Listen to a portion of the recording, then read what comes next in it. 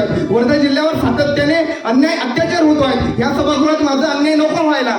Doctor आंबेडकरांनी यवतमाळ राहणाऱ्या राजानंद गडपायलेंना म्हटलं होतं की त्यांच्या कवितेकडे रचनेकडे पाहून की माझ्या 10 भाषणा एवढी ताकद प्रबोधनकाराच्या एका गीतामध्ये आहे.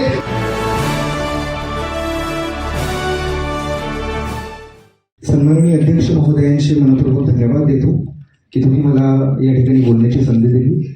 सर्वप्रथम म्हणायचं हे आहे की ही मनोरंजनात्मक संसद जास्त वाटत आहे, वैचारिक कमी वाटत आहे. असं नको व्हायला. मी माझ्या पक्षाकडनं किंवा ऑपोजिशन किंवा पार्टीमध्ये जेवढे यांच्याबाबत काही बोलत नाही. This is my personal opinion. Okay. सन्माननीय अध्यक्ष महोदय, मी साहिल लरणे, खासदार वर्धा जिल्हा, युवांचं प्रतिनिधित्व करण्यासाठी या ठिकाणी आलो आहे. ते म्हणतात की जेनो काम तेनो करे, तुझ्या करे होता खाय. म्हणून संबंधित सांस्कृतिक मंत्रालयाला मी प्रश्न विचारतो, कारण 7 वर्षाच्या सांस्कृतिक विभागातून मी बिलॉंग करतो आहे.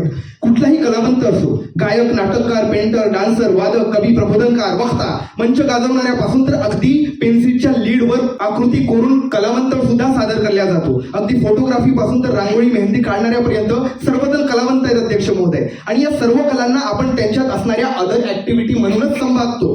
तुकडोजी महाराज म्हणतात की एकत्री अंगी असू दे कला, नाहीतर काय भुका जन्मला. आज 100 युवांपैकी जवळपास 60% युवा हे देशामध्ये, हे राज्यामध्ये कलावंत दिसून येतात. परंतु आजही जर विचार करतो म्हटलं तर एखादी छान गिटारिस्ट असेल, एखादी छान मेहंदी काढणारा असेल, एखादी छान गायन करणारा असेल, एखादी छान रांगोळी काढणारा असेल, तर त्याचे मायबाप किंवा समाज त्याला हेच म्हणतात की बापू पहिले अभ्यासाकडे लक्ष दे, करिअरकडे लक्ष दे, कारण हे तुझी अदर ऍक्टिव्हिटीज आहे. पोट जर भरायचं असेल तुला, याला फक्त एक टॅलेंट किंवा फक्त एक छोटीशी कला म्हणून संबोधल्या जाणार. म्हणून तुझं जर फ्युचर करायचं असेल तर नोकरी कर.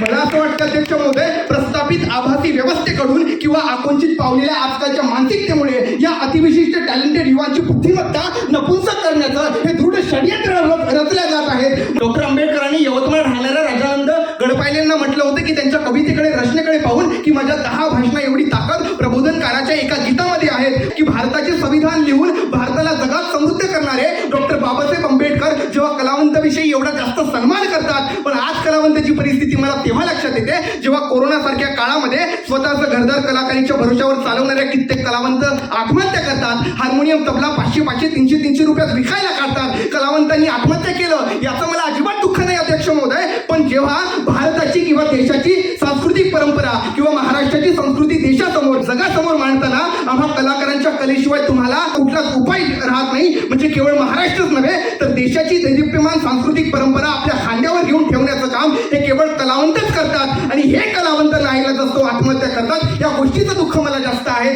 म्हणून मला म्हणायचं आहे की कलाकार कभी मरता नहीं, उसे दफनाया जाता है. कब्र खोल के देख लो उसकी, वो तालियों की बरकरार में होता है. म्हणून संबंधित सांस्कृतिक मंत्रालयाला पहिला प्रश्न असा आहे की आजच्या युवांना त्यांच्या गुणानुसार, हक्कानुसार काम मिळावं यांच्यासाठी तुमची काय उपाययोजना आहेत? क्वेश्चन क्रमांक पहिला. आणि दुसरा प्रश्न असा आहे की गव्हर्नमेंटच्या कोणत्याही नवीन योजना निघाल्या त्या गावखेड्यापर्यंत पोहोचवण्याचं, लोकांना जागृत करण्याचं काम हे संबंधित ग्रामसेवकाचं किंवा सरपंचाचं असते. परंतु 2011च्या जनगणनेनुसार महाराष्ट्रातल्या एका तालुक्यामध्ये जवळपास 1,600 ते 250 गावं, म्हणजे पकडून चालू की एका तालुक्यामध्ये सरासरी 150 गावं आहेत. बरोबर. मग त्या योजना, वेगवेगळे प्रोजेक्ट गावापर्यंत पोहोचवण्याचं काम जर आपण स्थानिक तालुक्यातील सर्वसामान्य युवा कलावंताकडे दिलं, म्हणजे एखादी जर चांगला वक्ता असेल, त्यांना 10 मिनिट 15 मिनिट वक्तव्यातून लोकांना प्रबोधित केलं, त्या योजनेविषयी छान पथनाट्य करून त्या ठिकाणी योजना करून दिली, त्यानंतर एखादी कविता मांडणारा असेल, कवीने ती आशयाची कविता रचली आणि हा कार्यक्रम ग्रामपंचायत आयोजित करणार. मी येतो आहे, मी विदर्भातून बिलॉंग करते, तू वर्धा जिल्ह्यातून बिलॉंग करतोय. वर्धा जिल्ह्यावर सातत्याने अन्याय अत्याचार होतो आहे. या सभागृहात माझा अन्याय नको व्हायला. म्हणून मी माझं समोरचं बोलणं लागतोय की हा कार्यक्रम ग्रामपंचायत आयोजित करणार आणि मोठा रमणीय होणार. कारण कलावंतांना केवळ पैसाच नाही अध्यक्ष महोदय, तर सन्मान सुद्धा मिळायला हवा. कारण कलावंत हा कधीच तुम्हाला पेमेंट मागत नाही, तर कलावंत तुम्हाला मानधन मागत असतो. आणि प्रश्न इथं असा आहे की इंडस्ट्री म्हटलं तर कलाकार जशी बॉलिवूड आहे, टॉलिवूड आहे, अशी सरकारी इंडस्ट्री का होऊ शकत नाही? It is the very big question on the head of. माननीय मंत्री महोदय